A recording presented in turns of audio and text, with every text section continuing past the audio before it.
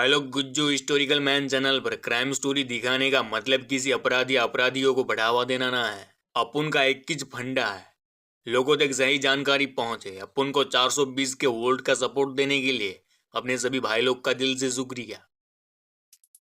केम छो मजामा भाई लोग, आज बात करना मंगता पंजाब के द रियल रॉकी की।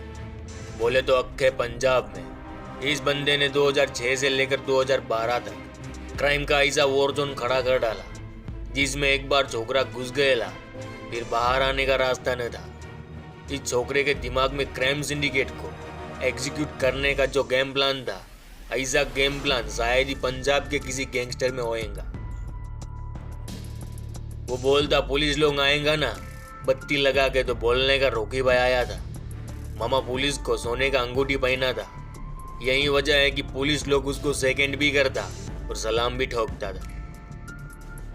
फाजिल्का इसका इलाका था और इसके इलाके में कोई सियाणपति दिखा था फिर तो उसको बिना बालों का झिंगुर बना डालता।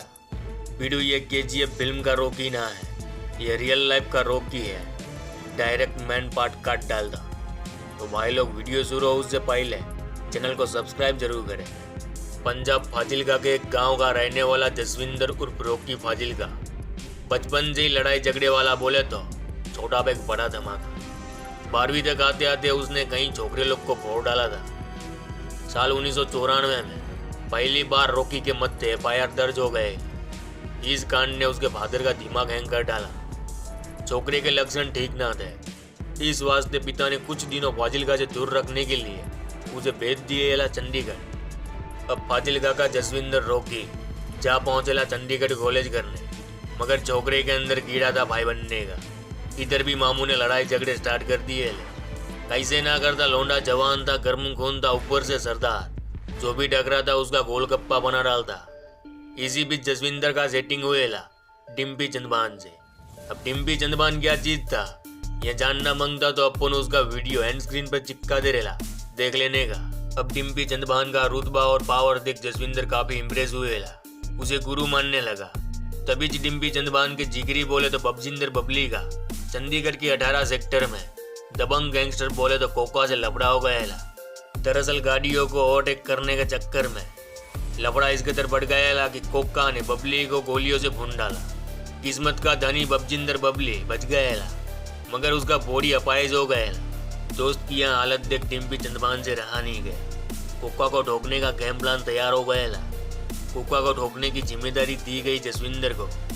एक दिन चंडीगढ़ में पेट्रोल पंप के सामने जसविंदर ने कोका को अनगिनत गोलियां ठोक डाली, मगर गोलियां एग्जैक्ट उसकी कमर के नीचे ठोकी गई और बबजिंदर की तरह कोका भी अपाहिज हो गया। अब जसविंदर बन चुका था खूंखार गैंगस्टर रॉकी और पीछे टैग लाइन लगा फाजिल्का का, बोले तो गैंगस्टर रॉकी फाजिल्का। कोका को लुढ़काने के बाद रॉकी डिम्पी चंदबान के लिए खासम खास हो गया। वहीं डिम्पी यूपी के सबसे बड़े दादा बोले तो मुख्तार अंसारी के लिए काम करता, तो रॉकी का भी उसके सेटिंग हुएला। दिन था 22 जनवरी 1997 का। रॉकी फाजिल्का, डिम्पी चंदबान और मुख्तार अंसारी की अक्की टोली वाराणसी के कोलसा व्यापारी नंदकिशोर रुंगटा को उठाने निकल पड़ी। नंदकिशोर खुद विश्व हिंदू परिषद का बड़ा नेता था। घात लगाया, नंदकिशोर को उठा लिया और उसका फैमिली से 1.25 करोड़ का फिरौती वसूला, मगर आज तक नंदकिशोर का बॉडी ना मिला। इस कांड में सभी का CBI ट्रायल भी हुएला, मगर मामू लोग का भोगाल ऐसा है कि गवाह मुकर गए और तीनों आजाद। 15 जुलाई 1997 रॉकी, डिम्पी, संजय और अंसारी का अक्का टोली फिर से किसी को उठाने निकल पड़ा। अब की बार शिकार था बेंगलुरु में। उस दिन बेंगलुरु का एक बड़ा व्यापारी निर्मल जयपुरिया अपने कुत्ते बॉक्सी के साथ सुबह सुबह मॉर्निंग वॉक कर रहे हैं। तभी जो व्हाइट कलर का मारुति आया, पलक झपकते मामू को उठा के अक्का मारुति गायब ही हो गया। यह बात धुएं की तरह अक्खे बेंगलुरु में फैल गई। उस टाइम के बेंगलुरु के ACP नागरजया ने अक्का सिटी को सील कर डाला। चप्पे चप्पे पर बेंगलुरु पुलिस तैनात हो गए। बोले तो अक्का बेंगलुरु सिटी कोंडाने का किला माफिक हो गया। वहीं कुछ ही दिनों में सारे पंडर पुलिस के हत्थे भी चढ़ गए। 2002 तक यहाँ केस चला। इसके बाद रॉकी पंजाब आया, मगर अब गुरु चेले में दरार आने लगी थी। वजह थी फिरौती का पैसा। साल 2006 में डिम्पी चंदबान की हत्या कर दी गई।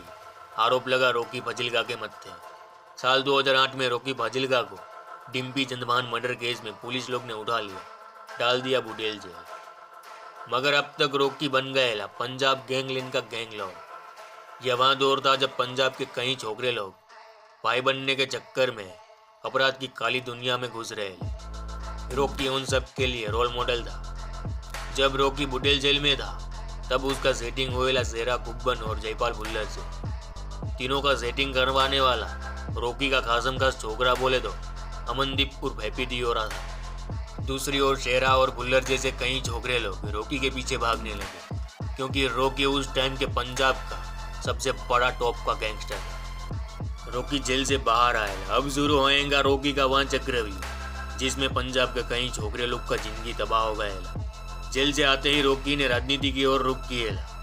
कहा जाता है कि रॉकी ने अपराध का एक ऐसा जाल बनाया था जिसमें एक बार बंदा घुस गया फिर बाहर ना निकल पाया, क्योंकि अब तक रॉकी ने राजनीति से लेकर पुलिस में बड़ी सेटिंग कर डाली थी। साल 2012 में रॉकी ने चुनाव भी लड़ा। 1 जुलाई 2012 रॉकी के खासम खास छोकरे बोले तो हैप्पी दियोरा को शेरा कुब्बन और गुरप्रीत सेखों ने ठोक डाला। इस कांड ने रॉकी का अक्खा सर्किट हिला डाला। मगर 2012 में शेरा कुब्बन को भी एनकाउंटर में ढेर कर दिया गया। कहा जाता है कि शेरा को मरवाने की टिप्स पुलिस लोग को रॉकी ने दिए ली।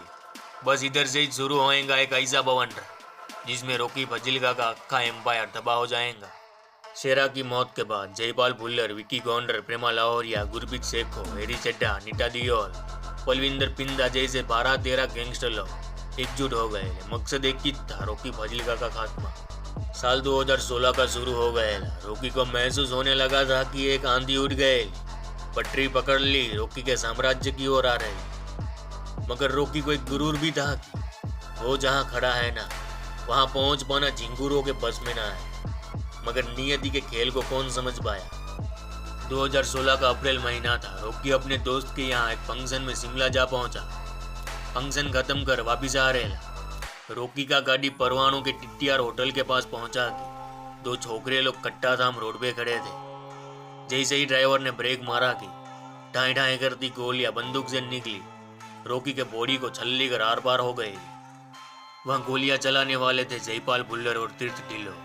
इसके साथ पंजाब क्राइम सिंडिकेट का एक पन्ना चल गया। और हाँ, अपन भले अपराधी का कहानी सुनाता हो, मगर अपन किसी भी क्राइम या क्रिमिनल को सपोर्ट नहीं करते। तो चलो भाई लोग, इस गुज्जू भाई का राम राम मिलते हैं फिर।